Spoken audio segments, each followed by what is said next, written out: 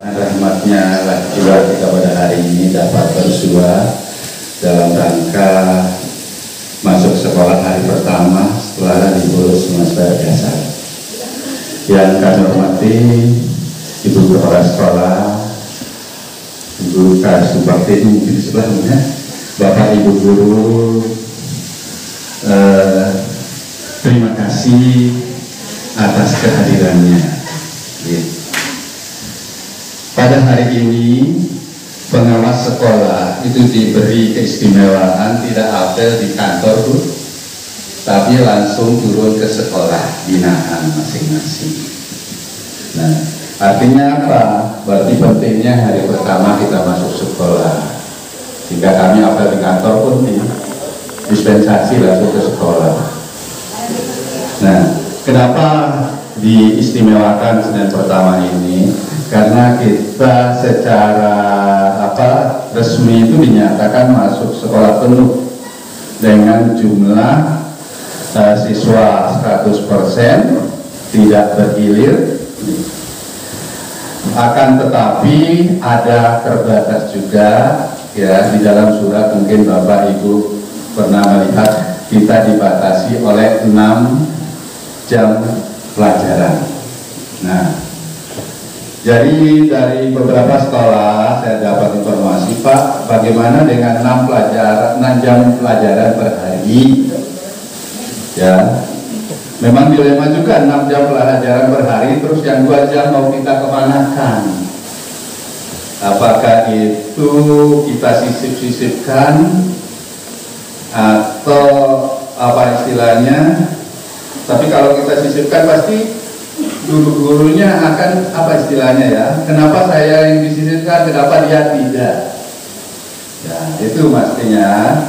Sehingga beberapa saran, kalau kita kembali dengan waktu belajar ya, patokan kita ngambil waktu belajar itu kalau 6 jam pelajaran per hari, artinya 6 kali 45, berarti kita ada sekitar berapa jam di sekolah? 4,5 jam ya. 4,5 jam itu kalau kita distribusikan ke dalam 8 jam pelajaran ya, mungkin bisa. Artinya salah satu dari kendala 6 jam itu adalah keterbatasan 2 jam itu, kehilangan 2 jam, waktu 2 jam itu mungkin bisa terasa. Cuma waktu per jam pelajarannya mungkin disesuaikan. Memang kami dari pengawas, Bapak Ibu, harap maklum kepada Bapak Kepala Sekolah, kami tidak diajarkan berdiskusi untuk adanya surat ini. Tidak, waktu yang pertama dulu, waktu kita mau apa istilahnya pembelajaran jarak jauh, malah kita diajak diskusi tentang instrumen, tentang apa, sehingga kita bisa memberi masukan. Nah, yang sekarang jadi memang ada dilema semua yang kita ikuti, mau 6 pelajaran kali 45 atau 8 pelajaran kali 30 atau 35 ya, ini dilema semua. Nah, kami tidak menyarankan untuk 8 jam pelajaran, tapi ya, saya tidak menyarankan mengharuskan 8 jam pelajaran. Tetapi mari kita kaji dari surat itu, masalah 8 atau 6 itu apa manfaat dan kerugiannya, apa yang sebetulnya diperhatikan. Ya, secara pribadi saya mengatakan mengejar 6 jam pelajaran per hari dengan waktu 45 kita dapat waktu 45. Cuma masalah paling besar itu ada pelajaran yang harus ada jam yang harus ditunda. Istilahnya tidak muncul 2 jam. Nah, dengan waktu belajar 4,5 jam resmi, sehingga kalau kita misalnya ada alternatif lain mengambil tetap 8 jam mengikuti struktur kurikulum supaya mengikuti jumlah jam belajar sesuai ketentuan surat 6 kali 45, maka alternatifnya jam per pelajaran kita berani.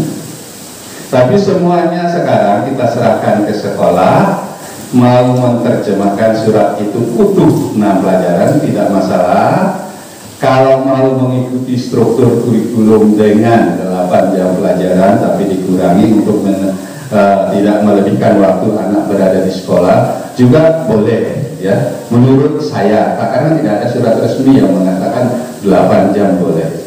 Cuma bisa kita lihat di sana ada suatu konsideran di teks surat itu, bagian depan bagian belakang itu ada sedikit pertentangan gitu ya, apa perbedaan gitu. Sehingga kemarin saya diskusi beberapa kepala sekolah, mungkin mereka ya, kalau saya mungkin sementara pakai 8 jam dulu dah supaya mengikuti struktur kurikulum, karena saya susah merubah struktur kurikulum.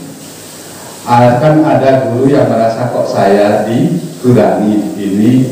Nah, tapi kalau kita mengurangi semua dari 45 itu menjadi 30 atau 30, maka semua merasakan berkurang seperti itu ya. Ini bapak-bapak tentang kita harus masuk hari ini, bagaimana sistemnya dengan. Nah, terus yang kedua, protokol kesehatan itu harus tetap diperketat ya, karena ini siswa kita makin banyak yang masuk bandingkan sebelum. Walaupun mungkin kita Mataram termasuk sudah pernah uji coba di beberapa sekolah sebelum diperintah aja sudah masuk sampai ada yang 100% khusus kelas 3, baru kelas 1, 2 itu 50 pagi, 50 lagi siangnya. Nah, sudah pernah ada yang dicoba seperti ini. Alhamdulillah, mungkin karena COVID di Mataram terlalu tinggi lagi, maka kita sudah bisa mengikuti kegiatan seperti ini. Nah, nanti tolong kalau ada gejala ya sesuai dengan protokol COVID itu, misalnya suhunya lebih tinggi dari yang kita, tolong jangan bisa diizinkan dulu masuk ya. Bagaimana prosedur ditangani, setelah di KS atau dipanggil orang tua ya. Demikian juga, apalagi kadang-kadang anak kan bosan di rumah, badannya panas-panas, gak enak, maksakan diri. Tolong ini yang dicek ya, tolong diteliti ya, anak-anak itu jangan sampai ada yang lolos ya, yang harusnya tidak boleh masuk jadi masuk itu ya, tolong diperketat. Bu, apakah kita sudah menyiapkan untuk barcode itu, Pak? Scan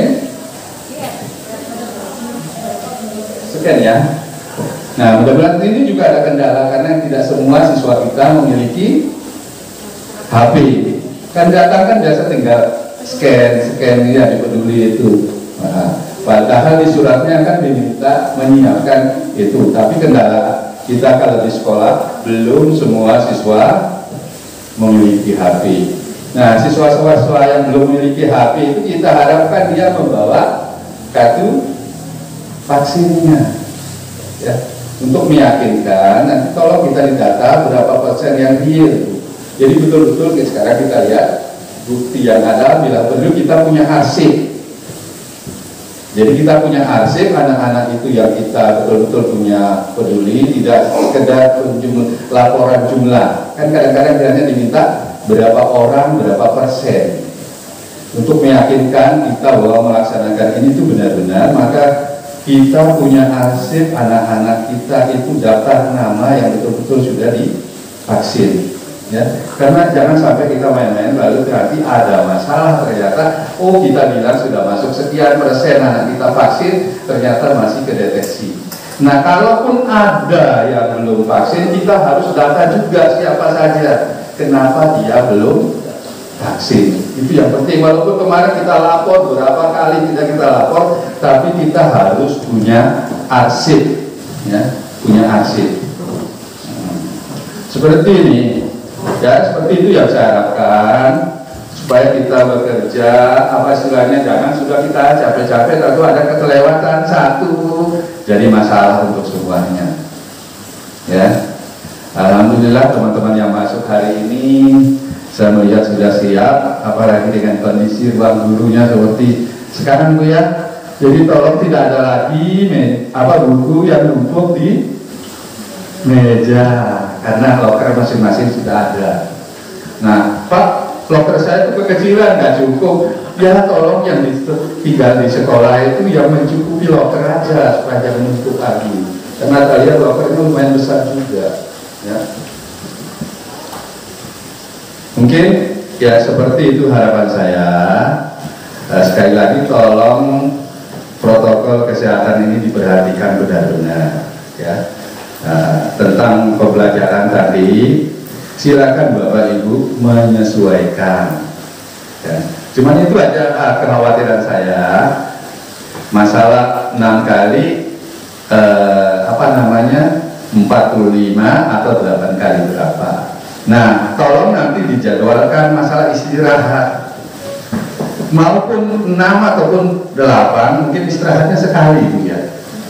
Kalau 8 itu berarti setelah 4 istirahat, kalau 6 setelah 3 istirahat. Oh, sudah ada jadwal Bu? Pakai yang mana Bu? Oh, 8 ya Pak, karena kita mengikuti struktur kurikulumnya. Mungkin itu saja yang dapat saya sampaikan. Terima kasih atas perhatiannya. Mari kita bekerja sama yang baik. Mudah-mudahan apa yang kita ikhtiarkan dapat tercapai. Lebih kurang saya mohon maaf. Wabillahi taufiq wal hidayah. Assalamualaikum warahmatullahi wabarakatuh.